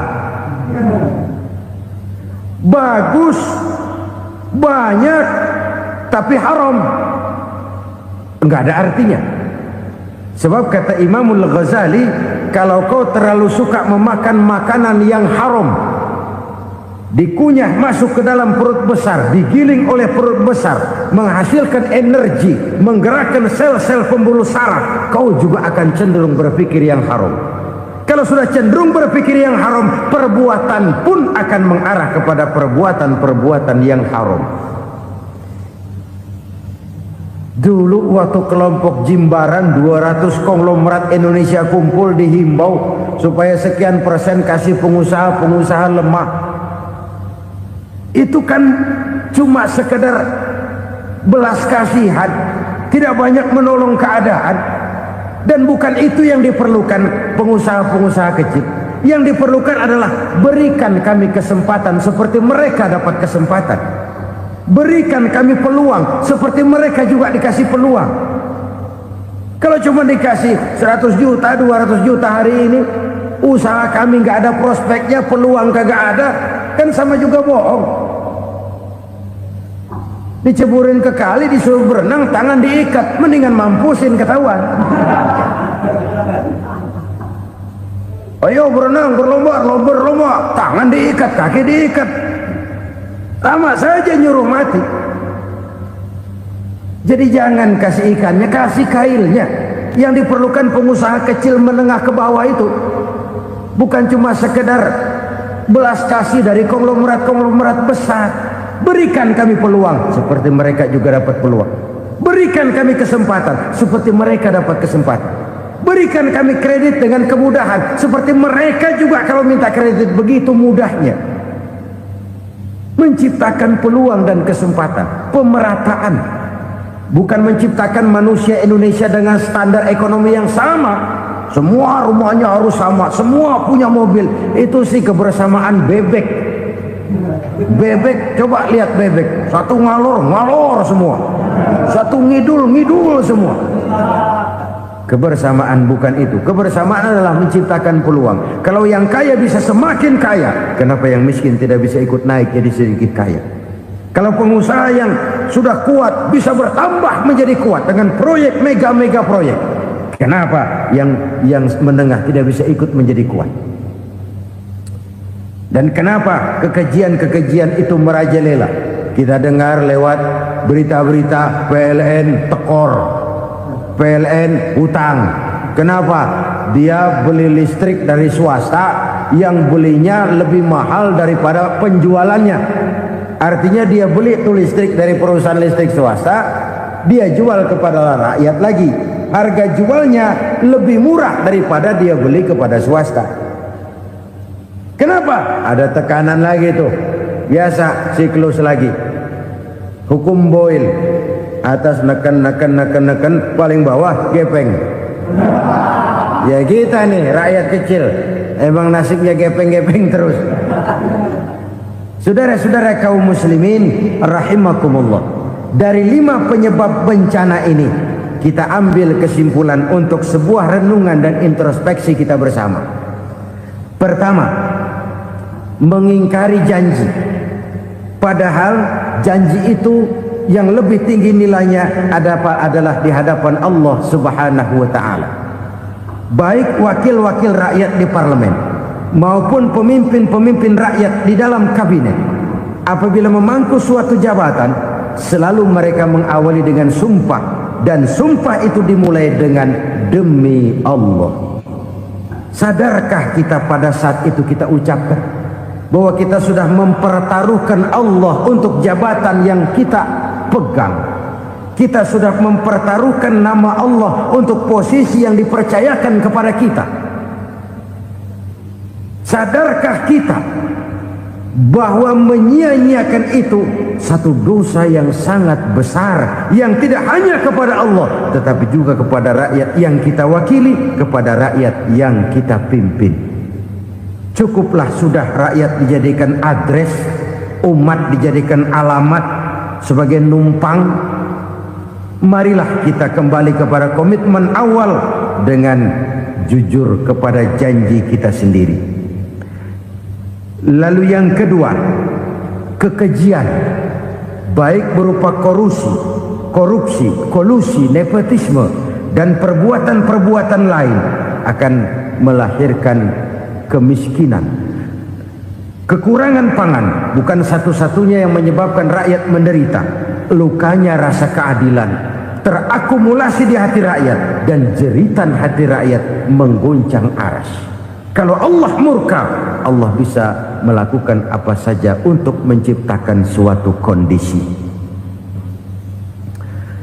Faktor yang ketiga adalah praktek mafia menebarkan maut, baik orang yang mati jasad dan rohaninya maupun orang yang mati karirnya, mati kejujurannya, mati usahanya, mati imajinasinya. Hilang kreativitas kita sebagai bangsa.